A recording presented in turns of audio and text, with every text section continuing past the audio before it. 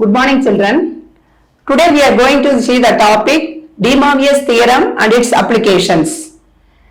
This De Moivre's theorem is used to find the nth roots of a complex number.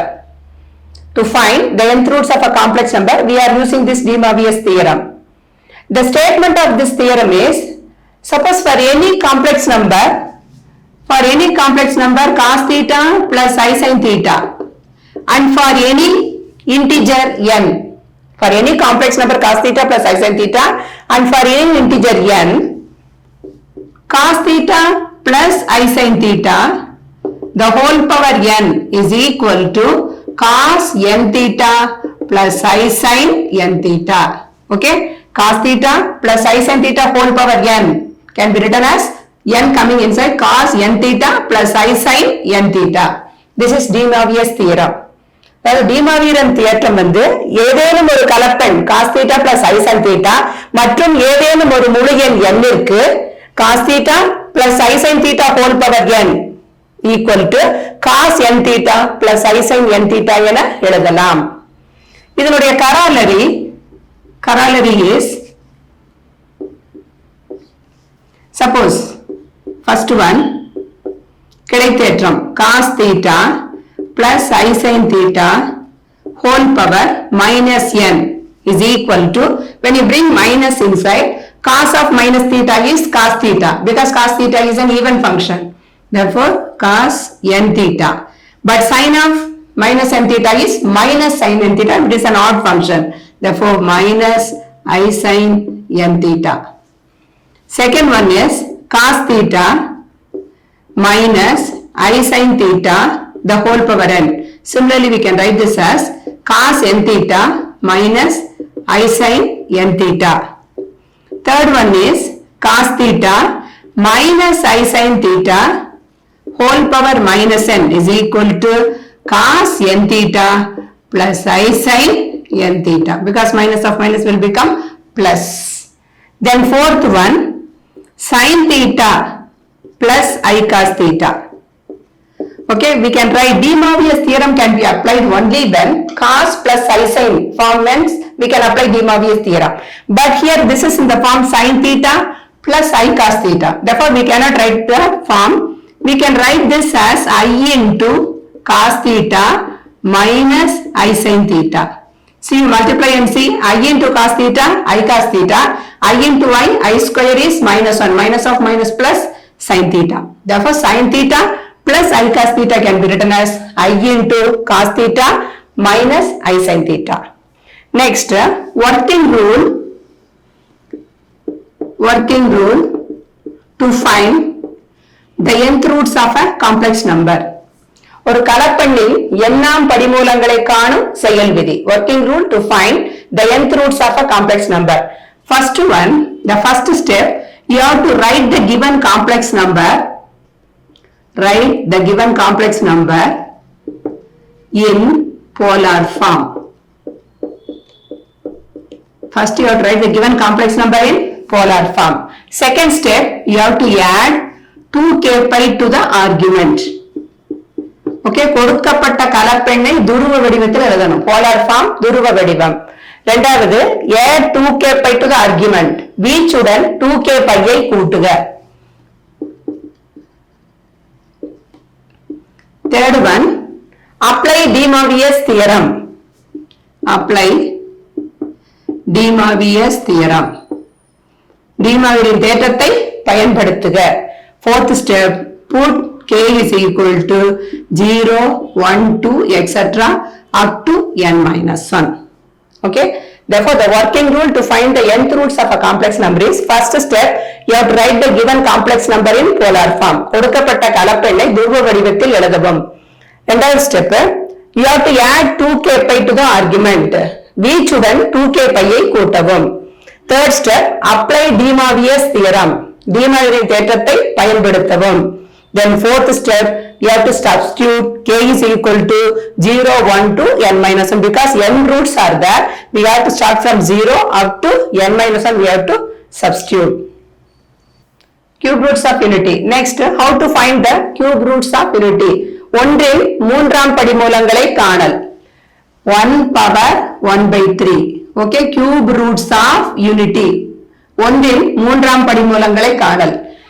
இது எப்படி எடுத்துக்கிறோம்? 1 power 1 by 3 கண்டுபிடிக்கணும். We are taking let x is equal to 1 power 1 by 3. See, how to find the nth roots of unity? Just we have seen. First step, you have to write the given complex number in polar form. கொடுக்கப்பட்ட கலப்பெண்ணை வந்து துருவ வடிவத்தில் எழுதணும். First எடுத்துக்க 1. 1 வந்து எப்படி துருவ வடிவத்தில் எழுதலாம்னா 1 can be written as cos 0 plus I sin 0. Okay? துருவ வடிவத்தில் எழுதிக்கிறோம். Okay, write the given complex number in polar form. Cos 0 plus I sin 0. Next, add 2k pi to the argument. அப்ப 2k pi கூட்டினா என்ன ஆகும்? Cos of வீச்சுடன் 2k pi ஐ கூட்டவும். Plus I sin 2k pi plus 0 whole power 1 by 3. Okay, after first வந்து write the given complex number in polar form. Next add 2k pi to the argument. வீச்சுடன் 2k pi ஐ கூட்டவும். Next apply De Moivre's theorem. De Moivre's தேற்றத்தை பயன்படுத்தவும். அப்ப whole power 1 by 3 நம்ம உள்ள கொண்டு வரலாம். உள்ள கொண்டு வந்து என்ன ஆகும்? Cos of 2k pi plus 0 is 2k pi. Therefore 2k pi by 3 plus I sin 2k pi by 3. Apply De Moivre's theorem. That step is over.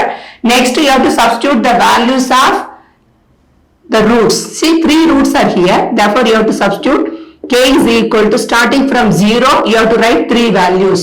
0, 1, 2. That is 3 means less than 3. N minus 1 roots. 0, 1, 2 are the roots. Therefore the value of k is 0, 1, 2. These are the 3 roots. We have to substitute first k is equal to 0. Suppose k is equal to 0. When you substitute here 0, k equal to 0 means cos 0 into anything 0, cos 0 plus I sin 0. We know that cos 0 plus I sin 0. Cos 0 is 1, sin 0 is 0. Therefore cos 0 is 1. Then you substitute k is equal to 1. When you substitute k is equal to 1 here, cos 2 pi by 2 into 1 into pi, 2 pi. 2 pi by 3 plus I sin 2 pi by 3. This is nothing but pi means 180. 180 by 3 is 60. 2 into pi by 3 is 60. 2 into 60 is 120. Therefore, this is nothing but cos of 120 plus I sin 120. We know how to find the value of cos of 120. Cos 120 can be written as cos of 180 minus 60. 180 minus 60. 180 minus 60 lies in the second quadrant. In the second quadrant, cos is negative. Therefore, minus. Okay. This is an even multiple. Therefore, cos will become cos. Cos 60, which is equal to minus 1 by 2. Therefore, the value of cos 120 is minus 1 by 2. Plus I sin 120 when you write.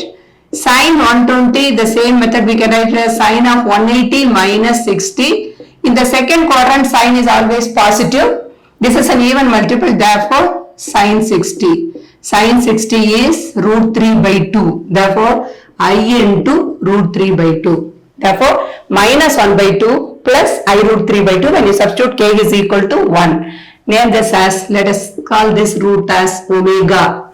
First root is 1 and the second root is omega. Then third value substitute k is equal to 2. When you substitute k is equal to 2, 2 into 2, 4. 4 pi by 3. Cos 4 pi by 3 plus I sin 4 pi by 3. This is nothing but cos. This is pi by 3 means 60. 4 into 60, 240. Cos 240 plus I sin 240. Cos 240 can be written as cos of 180 plus 60. 180 plus 60 lies in the third quadrant. Cos is negative minus cos 60. Okay. Therefore, this is minus 1 by 2. Minus 1 by 2.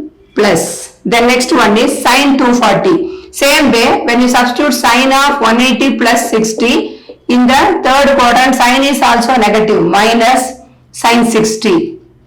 Sin 60 is minus root 3 by 2. Therefore, this value will become minus I root 3 by 2, which is named this as omega square. Therefore, we are getting 3 roots. The first root is 1. Second root is omega and the third root is omega square. See, this is omega. When you square this, you will get this value. From these three roots, we are getting a result. See, three roots. The cube roots of unity are 1, omega and omega square. The first result is 1 plus omega square is equal to 0. 1 plus omega. See, three values. First one is 1. Second one is minus 1 by 2 plus I root 3 by 2. See, 1 minus half, minus 1. 1 minus 1 will become 0 and plus I root 3 by 2 minus I root 3 by 2 gets cancelled. We will get sum of the roots is equal to 0. Then second one is omega cube. This value is omega. Cos 2 pi by 3 plus I sin 2 pi by 3 is omega. When you apply omega power 3 when you bring inside, 3 gets cancelled. Cos 2 pi plus I sin 2 pi. We know that cos 2 pi is 1, sin 2 pi is 0. Therefore, omega cube value is equal to 1. Therefore, the three cube roots of unity are 1, omega and omega square, and we are getting a result sum of the roots is 0. 1 plus omega square is equal to 0 and omega cube equal to 1. And cube roots of unity means omega will be equal to cos 2 pi by 3 plus I sin 2 pi by 3.